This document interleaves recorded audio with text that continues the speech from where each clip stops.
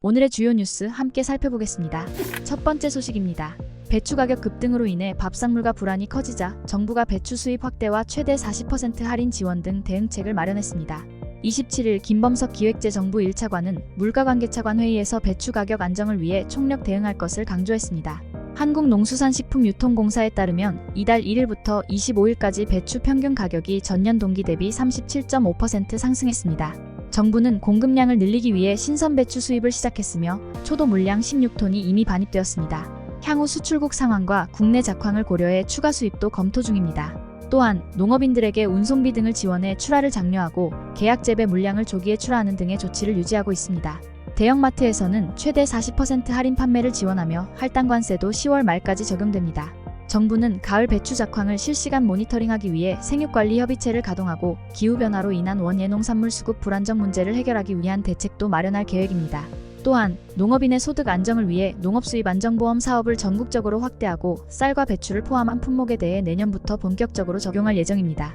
이 보험은 농산물 가격 하락 시 농업인에게 손실의 최대 85%를 보상해주는 제도로 정부는 이를 통해 농가의 경제적 안정을 도모할 계획입니다. 다음 뉴스입니다. 카드론과 현금 서비스 등 취약계층의 급전 통로인 카드 대출 규모가 사상 최대치를 기록하고 있으며 연체율 또한 계속해서 상승하고 있습니다.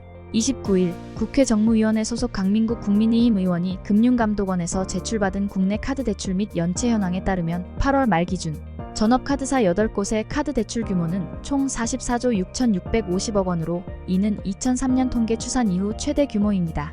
건수로는 약 1,170만 9천 건에 달했습니다. 장기 대출인 카드로는 38조 7,880억 원, 단기 대출인 현금 서비스는 5조 8,760억 원을 기록했습니다. 이러한 급증은 고금리와 고물가로 인해 서민 경제가 어려워진 상황에서 1금융권과 저축은행의 대출 문턱이 높아진 것이 원인으로 분석됩니다. 결국 자영업자와 중저신용자 등 취약계층이 카드론과 현금 서비스 같은 소액 대출에 의존하게 된 것입니다. 카드 대출 연체율도 상승세를 보이고 있습니다. 8월 말 기준 연체율은 3.1%로 2021년 말 1.9%, 2022년 말 2.2%, 2023년 말 2.4%에서 꾸준히 증가했습니다. 카드 대출 연체 금액 또한 2021년 7,180억 원에서 2023년 8월 말 1조 3,720억 원으로 급증했습니다. 이는 2003년 카드 사태를 제외하고는 가장 높은 수준입니다. 특히 자영업자들이 카드론 증가의 주요 원인으로 지목되고 있으며 이들의 상환 부담이 한계에 달해 금융권 전반의 부실이 확산될 가능성도 제기되고 있습니다. 이러한 취약차주들이 불법 사금융에까지 손을 댈 위험성도 커지고 있습니다. 강민국 의원은 금융당국이 카드 대출 연체율을 철저히 모니터링하고 카드사의 리스크 관리 강화를 주문하면서 서민 자금 공급 역할의 균형 잡힌 관리가 필요하다고 강조했습니다. 다음 뉴스입니다. 직장에서 연차 휴가를 사용했더니 상사가 인사조처를 하겠다고 하고 주변 사람들에게 CCTV로 감시하고 있다. 곧 잘릴 사람이라는 발언을 했다는 사례가 직장갑질 119의 상담 창구에 접수되었습니다. 이는 최근 많은 직장인들이 겪고 있는 감시 문제를 보여주는 대표적인 사례입니다. 노동시민단체 직장갑질 119가 지난 8월 여론조사 전문기관 글로벌리서치에 의뢰해 1,000명의 직장인을 대상으로 조사한 결과 65.7%의 응답자가 자신이 일하는 사업장에 CCTV가 설치되어 있다고 답했습니다. 그중 10.4%는 CCTV의 사용 목적이 직원 감시라고 생각하고 있었으며 22.2%는 실제로 CCTV 감시로 인해 업무 관련 지적을 받거나 동료가 지적을 받는 것을 본 적이 있다고 응답했습니다. 또한 490명의 응답자는 업무용 사내 메신저를 사용하고 있다고 밝혔는데 이들 중 37.3%는 회사로부터 메신저로 수집된 정보가 어떻게 활용되는지, 정보 보호 조처가 어떻게 이루어지는지에 대한 안내를 받지 못했다고 답했습니다. 특히 비노조원의 경우 그 비율이 40.3%로 노조원보다 훨씬 높았습니다.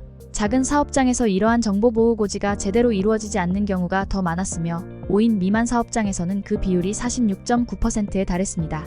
직장갑질 119의 김하나 변호사는 CCTV를 노동자 감시 목적으로 사용하는 것은 개인정보보호법 위반에 해당하지만 고용노동부가 감독 권한을 가지지 않아 처벌이 제대로 이루어지지 않고 있다고 지적했습니다. 그는 사업장에 노동자 감시 수단을 설치할 때 명확한 절차를 규정하고 이를 위반하면 처벌할 수 있도록 근로기준법 개정이 필요하다고 강조했습니다. 다음 뉴스입니다. 일본 집권 자민당 총재선거에서 이시바 시게루 전 간사장이 선출된 이후 엔달러 환율이 하락세를 이어가고 있다고 아사히 신문이 28일 보도했습니다. 자민당 총재선거 결과가 발표된 직후 엔달러 환율은 146엔대에서 142엔 후반대로 급락했으며 이후에도 하락세가 지속되었습니다. 뉴욕 외환시장에서 28일 오전 4시 40분경 엔달러 환율은 142.07엔을 기록해 전날 오후 2시 30분에 고점보다 4.37엔 낮은 수치를 보였습니다. 앞서 도쿄 외환시장에서는 일본은행의 금리 인상에 반대하는 다카이치 사나의 경제안보 담당상이 승리할 가능성이 거론되며 엔화가 강세를 보였으나 이시바 총재가 당선되면서 금리 인상 가능성이 높아져 환율은 급락했습니다. 아사히 신문은 엔화 강세로 인해 27일 밤부터 28일 사이 니케이 평균 선물이 약 2,000엔 하락했다고 전하며 다음 주 도쿄 주식시장에서 수출 관련주를 중심으로 주가가 크게 하락할 가능성이 있다고 분석했습니다. 다음 뉴스입니다. 이스라엘이 레바논 시아파 무장정파 헤즈볼라의 지도자 하산 나스랄라를 암살하면서 중동의 긴장이 고조되고 있습니다. 이스라엘군은 28일 레바논 베이루트 남부에서 공습을 감행해 나스랄라를 제거했다고 밝혔습니다. 베냐민 네타냐후 이스라엘 총리는 나스랄라가 이란의 핵심 인물이며 이스라엘의 안보를 위해 그의 제거가 필수적이었다고 강조했습니다. 헤즈볼라는 나스랄라의 사망을 확인하며 그의 순교를 알렸습니다. 이에 이란은 즉각 보복을 천명하며 모든 수단을 동원해 이스라엘에 대응할 것이라고 선언했습니다. 이란 최고 지도자 아야톨라 알리 하메네이는 나스랄라의 죽음이 복수 없이 끝나지 않을 것이라고 경고했습니다. 미국의 조 바이든 대통령은 나스랄라 암살을 정의로운 조처로 평가했습니다. 이란은 오랫동안 헤즈볼라를 포함한 여러 무장 세력을 통해 이스라엘과 대리전을 벌여왔습니다. 헤즈볼라는 이들 중 가장 중요한 세력으로 평가받고 있습니다. 이란 내에서는 레바논의 군대를 파병할 가능성까지 제기되었으며 이는 중동 전쟁으로까지 확산될 우려를 낳고 있습니다. 하지만 이란이 직접 군사적 대응에 나설 가능성은 낮다는 관측도 있습니다. 경제 회복을 추진 중인 이란 개혁파 정부는 직접적인 전쟁보다는 다른 무장 세력을 통한 대리 보복에 나설 가능성이 높습니다. 또한 이스라엘과의 전쟁이 발생하면 이란의 경제와 인프라에 큰 타격이 예상되기 때문에 신중한 대응이 필요할 것이라는 분석도 나오고 있습니다. 이스라엘과 이란 간 긴장이 고조되는 가운데 이 사태가 향후 중동 정세에 어떤 영향을 미칠지 주목되고 있습니다. 다음 뉴스입니다. 제18호 태풍 끄라톤이 북상하면서 그 속도가 눈에 띄게 느려졌습니다. 현재 필리핀 마닐라 북동쪽 해상에서 시속 4km의 속도로 서진 중인 끄라톤은 강도 중으로 최대 풍속 시속 104km를 기록하며 강풍 반경 260km에 이르고 있습니다. 하지만 다음 주 월요일에는 최대 풍속이 시속 133km로 강해지며 강도 강으로 성장할 전망입니다. 태풍은 10월 2일 타이완에 접근할 가능성이 있으며 고산지대에서 에너지를 일부 소모한 후 한반도 태풍 비상구역을 향해 북상할 것으로 보입니다. 10월 4일에는 제주에서 약 550km 떨어진 지점까지 접근할 것으로 예보되고 있습니다. 유럽중기예보센터와 미국 해양대기청, 기상청 모델에 따르면 끄라톤은 대한해협을 통해 동해로 통과할 가능성이 크며 남부지방이나 수도권 상륙 예측도 있습니다. 그러나 태풍 경로 변동성이 커 아직 단정하기는 어렵습니다. 또한 찬 대륙 고기압이 태풍을 일본으로 밀어낼 가능성도 남아있습니다.